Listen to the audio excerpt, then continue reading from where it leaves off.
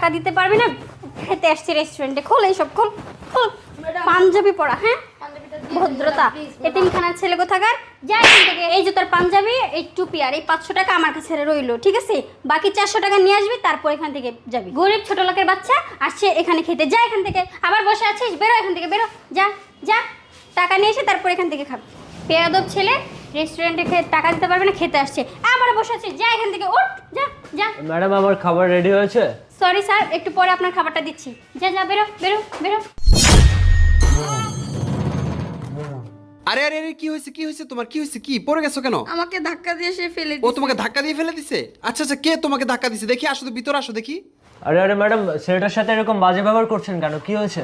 আর বলবেন না, রেস্টুরেন্টে খেতে আসছে, বিল দিতে পারবে না। আবার সে নাকি কোরআনের হাফেজ। গরিব অসহায় ছেলেদেরকে এখানে ঢুকতে দেন কেন আপনারা?